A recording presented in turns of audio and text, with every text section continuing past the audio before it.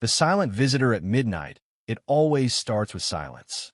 The kind of silence that feels alive, pressing against your ears, waiting to be broken. Deep in the Appalachian Mountains, a young couple rented a remote cabin for a quiet weekend escape. They wanted distance from the noise of city life, and this cabin, sitting miles away from the nearest paved road, seemed perfect. But what they found was something no one could explain. On their first night, the woods wrapped around them like a heavy blanket. The couple cooked dinner, lit a fire, and tried to settle in. At first, it felt peaceful, the kind of quiet that city dwellers crave. But as the hours passed, the silence grew unnerving. No birds, no wind, just the crackle of the fire inside. Around midnight, they heard it. Footsteps, at first faint, then clearer. Slow, deliberate crunches in the gravel outside the cabin. The man grabbed a flashlight and peered through the window. But the beam lit up nothing but trees swaying gently in the night. The footsteps stopped. They waited, holding their breath, listening. Minutes ticked by. Then, a sharp knock on the door. Not frantic, not friendly. Just a single, heavy rap. Imagine being in that cabin, miles from civilization. No phone signal. Just you, your partner, and a locked wooden door between you and whatever, or whoever, is outside. Would you open it? The man whispered, "Don't move." They sat frozen, the fire dimming, their breath shallow. The knock didn't come again. But then the handle turned. Not a jiggle. Not an accident. Someone slowly tested the lock. No sounds at all. Just silence pressing in like a weight. Hours passed. The man eventually drifted into a shallow sleep on the couch, gripping a fireplace poker. His partner stayed awake, staring at the door until the first light of dawn. When morning came, they finally opened the door. What they found still chills people who hear their story. There were footprints in the dirt, bare human footprints. They circled the cabin again and again, like someone had been walking laps around it in the dark. Some stopped just inches from the windows. Others led directly to the front step. But here's the strangest part. The prints trailed off into the forest. No shoe marks, no tire tracks, no sign of anyone arriving or leaving.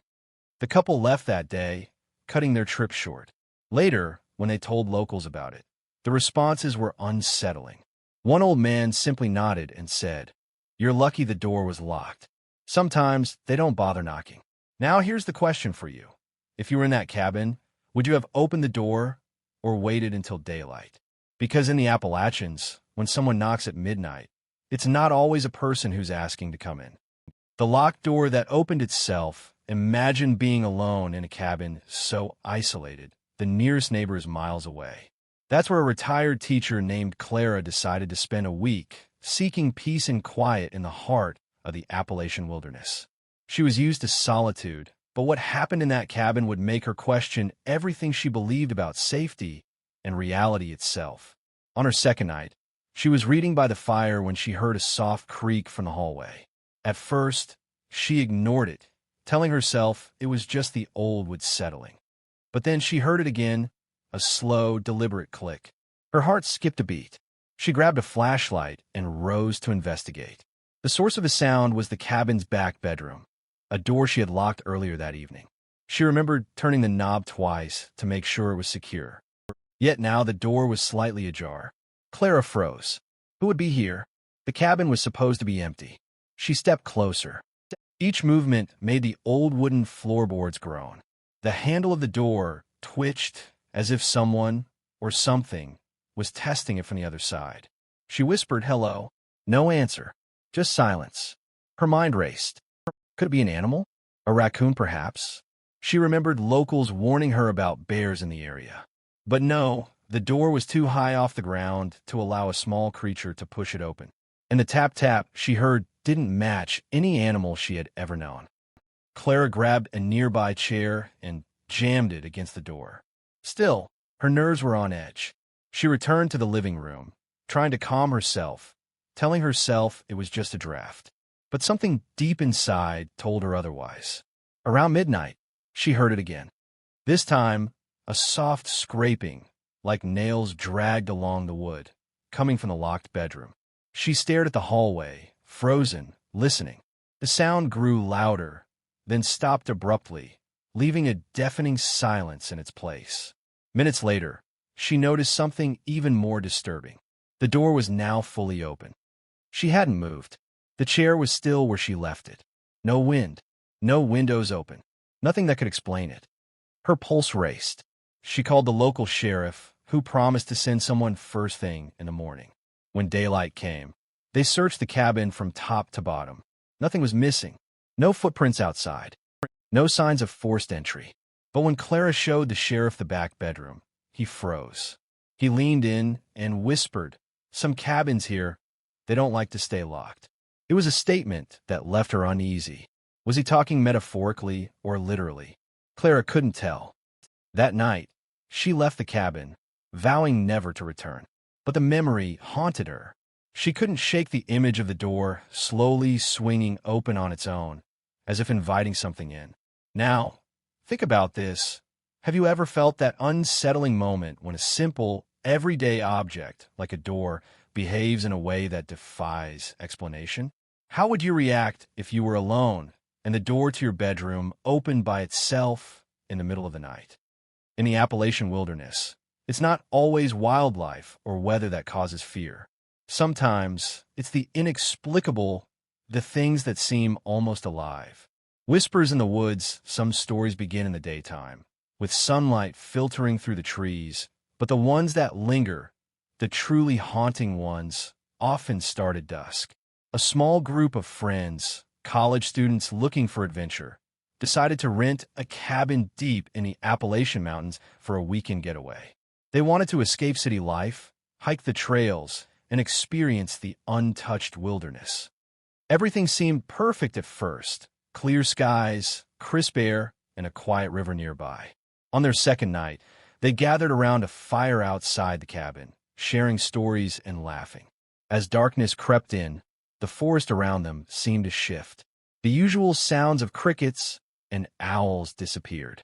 Silence settled over the woods. It wasn't just quiet, it was unnatural. Then they heard it, a whisper.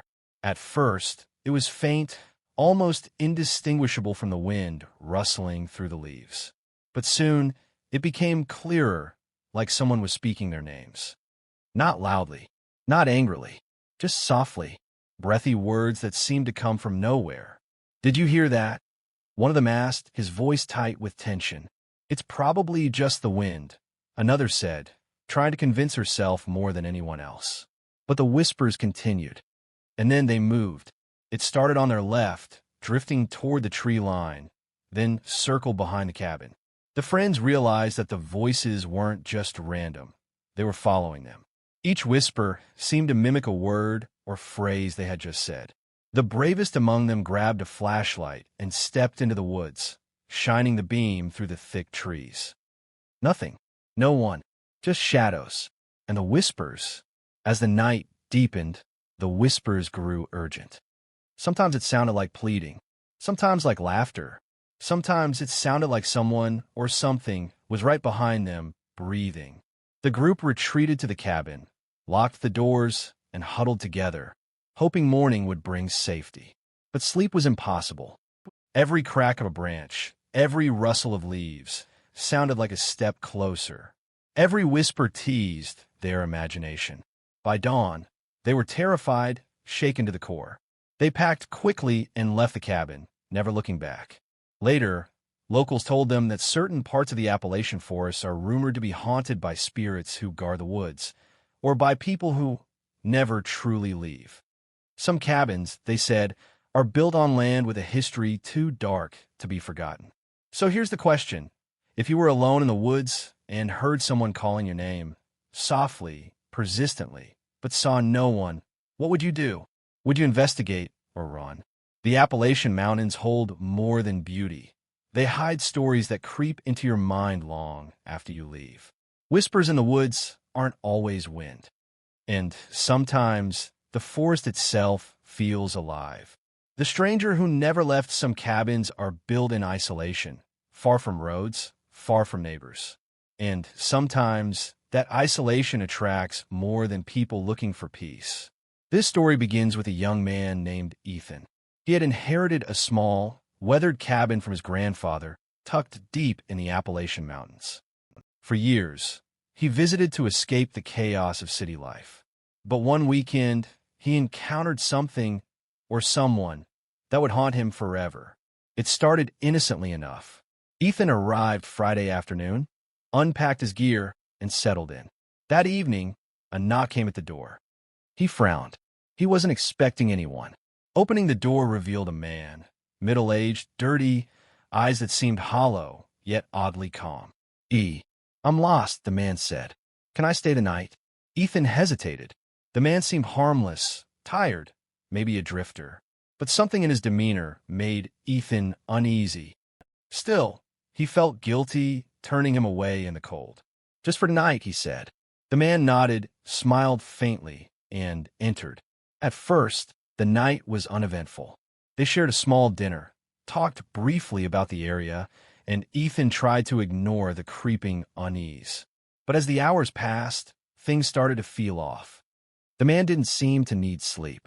He sat in silence, staring at the fire, sometimes murmuring to himself. By midnight, Ethan had gone to bed. When he woke hours later, the man was still there, sitting in the same spot, watching him. Ethan's heart raced. "You can leave now," he said quietly. The man smiled. "I will soon." But he didn't leave. Not the next day. Not the day after. Ethan began noticing strange things. Doors he had locked were unlocked. Personal items moved. Small footprints in the dirt that didn't match his own. The man never spoke, never ate much, never slept, or so it seemed, but he always appeared somewhere in the cabin when Ethan turned around. The isolation made Ethan question his sanity. He tried calling the police. No signal. He tried leaving. Every path out seemed blocked by fallen trees or overgrown brush. And each time he returned to the cabin, the man was waiting. Locals later told Ethan stories about the ones who linger, travelers who never truly leave.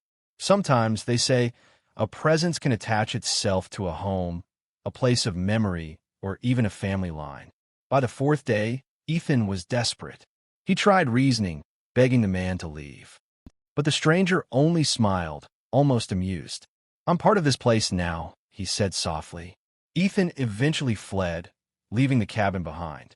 When he returned weeks later with reinforcements, the cabin was empty, but the man had left something chilling, a carved symbol on the doorframe.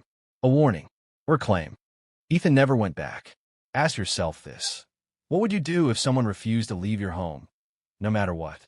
Could you live with that kind of presence lingering around you, silently watching, always there? The Appalachian Mountains hide more than old trees and winding streams. They harbor presences that refuse to let go. And sometimes the people you invite in never leave. The cabin that vanish from the maps are supposed to give you certainty. Roads, trails, landmarks, they reassure you that the world is predictable. But what happens when a place literally disappears from the map?